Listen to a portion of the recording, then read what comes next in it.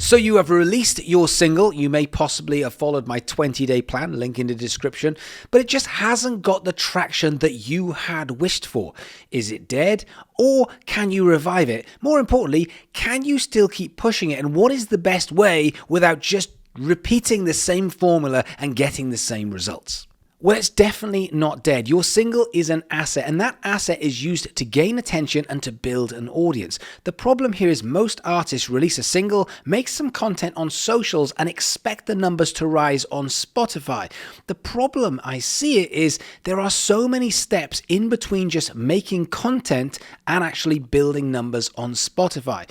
So what I want you to do is I want you to follow this 5-step formula. Step 1, your single or your music / your talent is there to gain attention on you, not on the music. Now, this is where most artists fall down. They go, listen to my music, and everyone says, I don't know who you are. I'm not ready for that yet. Whereas if we use the music to build attention on yourself, that is the start of this 5-step formula. Step 2, the attention on you is used to build value repeatedly. Now, this means you are getting attention, but you are utilizing the attention. You are making sure that people are not just paying attention, but they are enjoying your content and they are enjoying your talent and your music and your single. And we are doing that repeatedly. Step 3 is this consistent value is used to gain opportunities. Now, this is where most artists will go straight to Spotify, which is an outcome, and just say, where's my numbers? Instead of saying, if I can build value in an audience that really appreciate what I'm doing and my talent and my music, I can trade that. I can trade it for opportunities. Now, those opportunities might come in the form of support slots or gigs or tours, but it might also be collabs. There's a million things that you can do with the trading, the leverage that you have built in value for opportunities that show you off as an artist. Now, step 4 is those opportunities are used to build authority. Effectively, rather than just doing the same thing, you're building the socials, you're getting your name out there, then you are trading that for opportunities, and those opportunities are going to be seen, and that is going to build authority in you as an artist. Oh, look, now you're on a gig, now you're on a tour, now you're supporting, now you're doing a collab. All of a sudden, you are building opportunity because you traded the value that you built into opportunities, and that will buy you this authority. And step 5, the authority that you have built is now used or traded to build retention. So the more authority you've got, the easier it is to get more attention, the easier it is to get more opportunities, and the easier it is to build the algorithm because people are now seeing and believing in you and therefore watching more of your content, which feeds the data of the platform, which then pushes it out to more people. Now, one way of thinking of this is attention plus retention plus repetition equals your gold or your treasure. Effectively, you have to get eyes and ears on you. But then what you have to do is you have to utilize that. You have to build value. Now, if you are building value and doing that consistently, you are building up your authority and you're building up your reputation, which is going to feed into not just your algorithm, into your music, into your opportunities, and the whole thing becomes an ecosystem, which is very, very different from I'm going to put content out on social media and I'm going straight to Spotify to see if my numbers go up. So in short, it's attention plus retention plus repetition equals gold or treasure. Effectively, attention, you need to get people's eyes and ears on you, but even though you do that, you have to be able to build value, so therefore you have to build the retention, and if you can do that repeatedly and go round and round in circles, you're going to build that authority, and altogether you are now hitting the 7 touch points. And by that what I mean, if people are seeing you 5, 6, 7, 8 times, not only are they saying, you know, I quite like you actually, that's quite good, or they're saying, oh, it's that song again. Do you know what? I wasn't sure about that song, but I really am sure now. Why? Because I've heard it 7 times. Now, the reason why this is really important is because attention without retention means nobody cares. Yeah, I saw you. I don't care. And retention without repetition means, yeah, I did enjoy that, but the problem is now I've forgotten about you because we haven't repeated the cycle several times over. So back to the single. If you are posting on your socials and nobody cares, we have to look at which part of the puzzle is broken. For example, if you are not getting attention, you are putting stuff out on your socials and you're getting 50 views or 60 views, then the issue here is we haven't done a good enough job of actually capturing people's attention with the quality, with the production, with the SEO, with the story, with the hook, with how fast the song comes in, or the audio quality. That is an attention problem. Whereas if you're saying, yeah, I can get the attention, I'm getting, anywhere from 200 to 2,000 views when I post something on TikTok or Instagram. The problem I've got is I'm just not getting that retention. And so therefore it sort of peters out. Most of my content is getting sort of, 200 to 500 views, which means I am getting a bit of attention, but they're not sticking around. Now that means we have to work on the retention. How do we actually make people watch for longer? Now, one thing we've been experimenting with in DKMBA and with our socials, with our clients, is figuring out what TikTok especially, but what they really, really want. And when it comes to YouTube and TikTok and Instagram Reels, they'll tell you engagement, we want likes, we want comments. The reality is they want your time. That's the most important thing. So yes, they probably do want like ratio, they probably do want heart, they probably do want a comment, but what they really want is they want to drain someone's time. The more time they're on the platform, the better. So your watch time, your average watch time is very, very important. So if this is not working, we have to figure out which bit isn't working so that we can put more time, effort, and energy into that part of the jigsaw puzzle. For example, if this is a simple repetition, if you're posting twice in a week and then you go missing for 2 weeks, then you can see that we need to fix that bit first. When it comes to the attention, if you're getting very low numbers, then we should start looking at the basics of how you're making content and how you're posting it. Then, if it's a retention problem, we need to look at how we keep people watching as opposed to how to get their finger off the screen. When it comes to quality versus quantity, we need a bit of both. But what people don't tell you is the order is important. The order is very important, and it should be quality first, then quantity. In other words, you can make lots and lots of posts, but if their quality is rubbish, you're not going to get anywhere. So we have to start with making something which is of quality, and then we have to tweak it, we have to experiment, we have to make that as good as possible, and only then can we start to double, triple, quadruple it over a week, because then we are scaling the process. So the big question then is, how do we build retention? It's easy to understand repetition. It's easy to understand, am I getting views? But if I am starting to get views, how do I turn that into retention? Well, in which case, you need to follow these 7 steps. Step 1, quality versus quantity. Now, quantity is much easier than quality. It's much easier to say, I'll just make more content. But if you're not tackling the quality, then you can make as much content as you want. You're probably not going to get any traction. And it's results that matter. So before you start making content, you need to answer the big 5 questions, which are, where are you going to make content? For example, inside, outside, in a car. I don't know why, but in a car just works very well. You get a lot of retention and watch time from filming in a car, possibly because it feels safe, possibly because the audio is very good, possibly because it's a natural environment. But, where are you going to film? Secondly, when are you going to film? Because is it going to be inside or outside? Is it going to be light? Is it going to be dark? Is it going to be that golden hour, which works very, very well? Also think about when, as in how long. If you're posting something because you filmed it within 5 minutes, it's probably going to be shit. Whereas if you've got 30, 40, 50 minutes to go and make some good quality content, then you're probably going to get more traction. So you need to allocate enough time. So when you film is very important. Number 3 is, what is the concept you're filming? If you have an idea of what you want to film, it's going to be much better. If you're just filming for the sake of it and you're thinking that will do, by the way, anytime you say that will do, it probably won't do. So coming up with a concept of what you are doing will help when it comes to piecing this together in order to make sense from a context point of view of somebody watching. Then there is how you are filming, the lighting, the framing, the audio, the quality, the production. All of these things make a big difference. And that could be the difference between 200, 300, 400 versus 200,000, 300,000 or 400,000. This has to appeal to the user. And if the user feels uncomfortable or if they just don't like the look of it, they're going to swipe straight past, even if the concept and the quality of everything else, including the music, is really good. And then there's the why. Why are you making this piece of content? Don't forget, there's a difference between a video and content. A video is just something you've shot.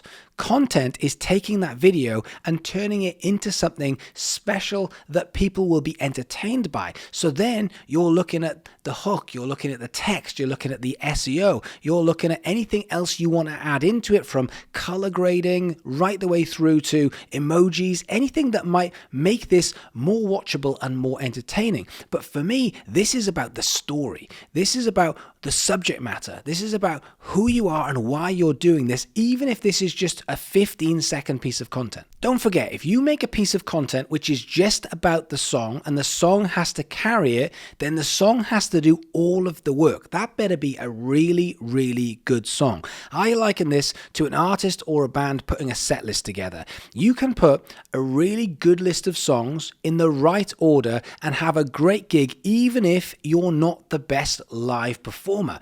Whereas you can have the wrong songs in the wrong order and be a phenomenal performer and still have a really shit gig.